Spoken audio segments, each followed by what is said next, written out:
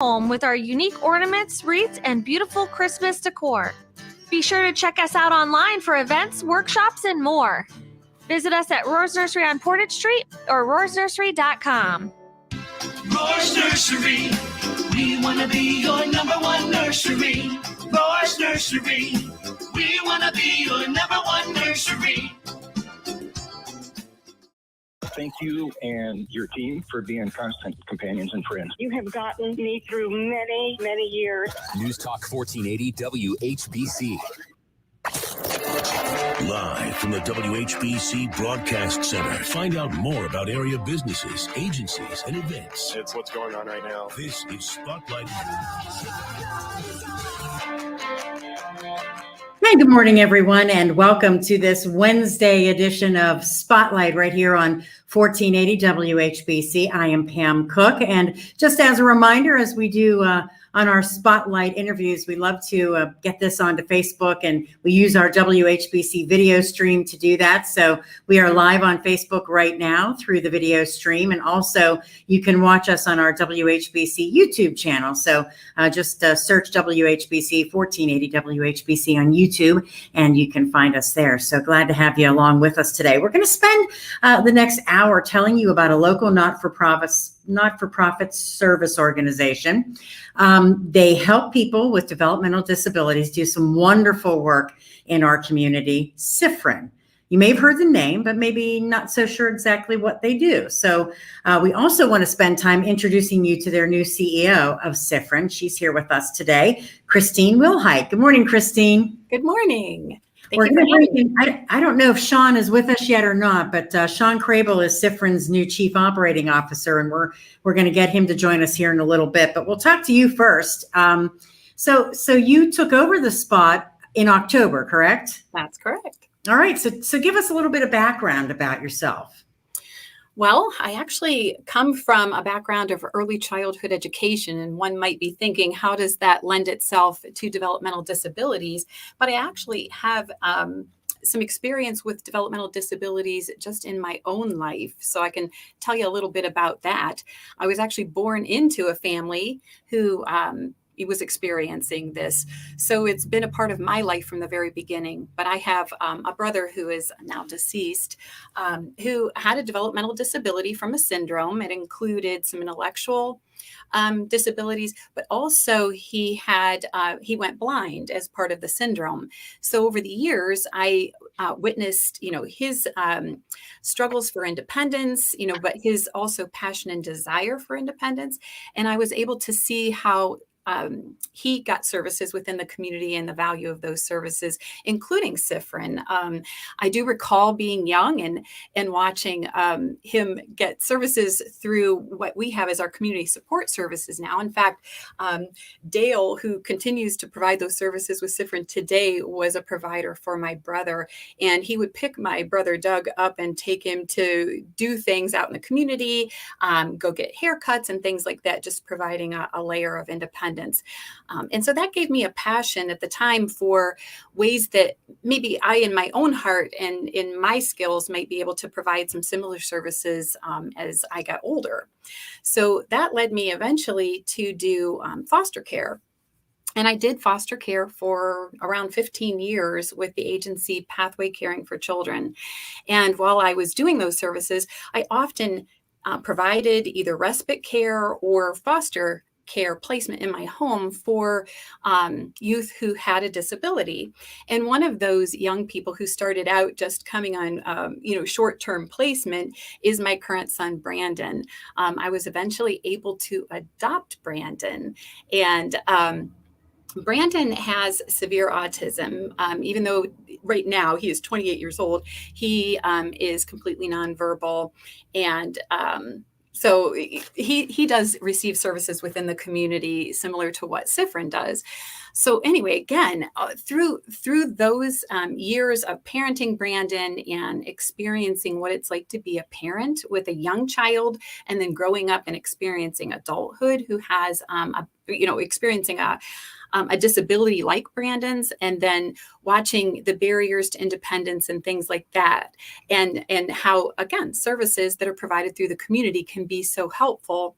I was very inspired to continue that work in any way that I could. So while working in the field of early childhood education, I still had that passion within me. So when this particular job came available, I was able to marry my skills that I had developed through the work that I had done in my other field, and then also my passions, and be able to start this role.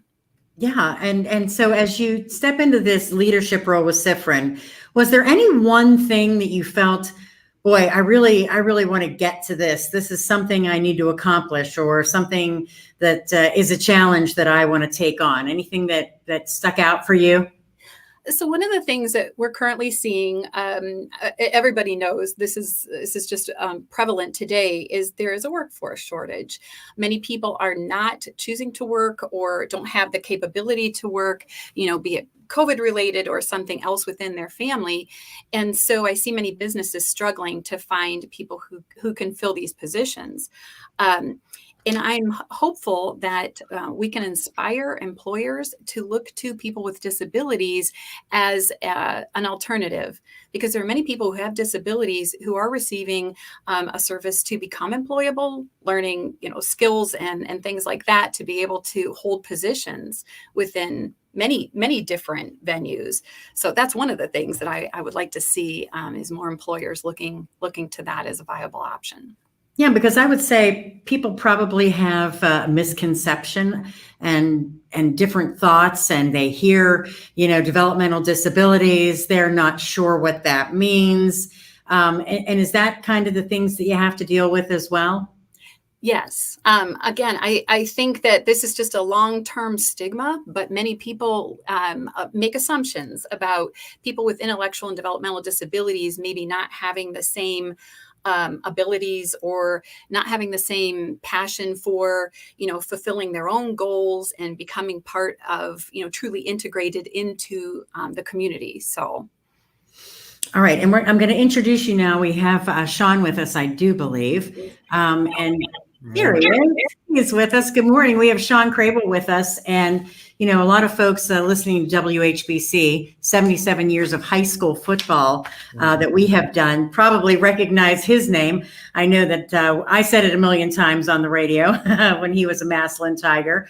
And we welcome you in this morning, Shawn, as part of Siffrin and the COO. Tell us about your path to getting this job with Siffrin, and really following what you feel is something that's extremely part of your passion now.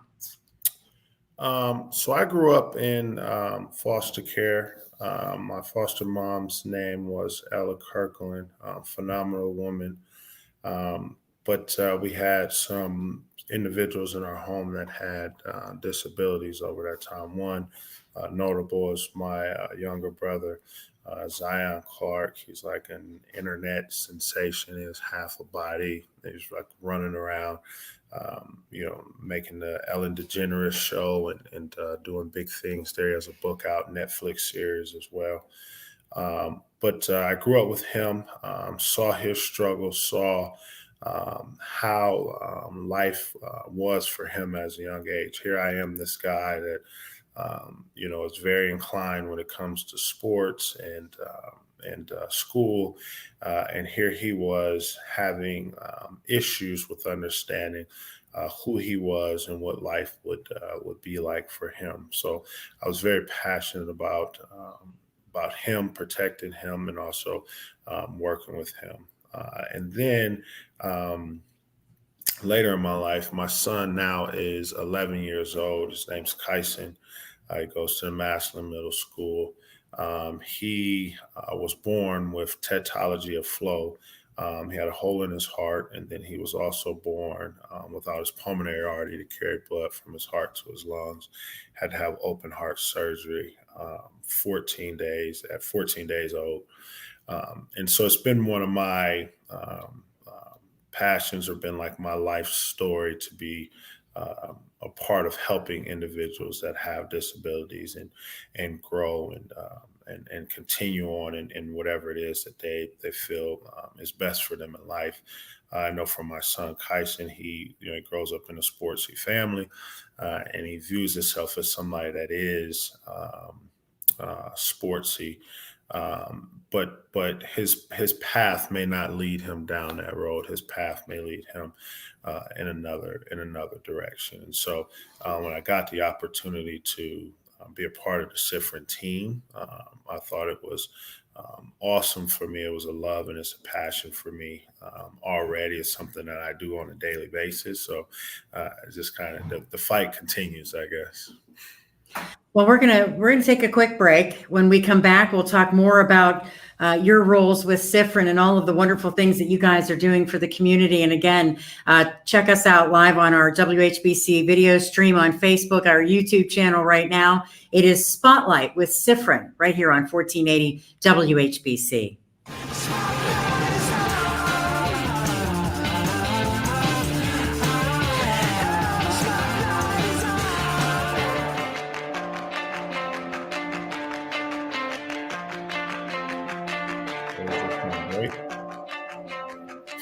Canada's Morning News with Pam Cook.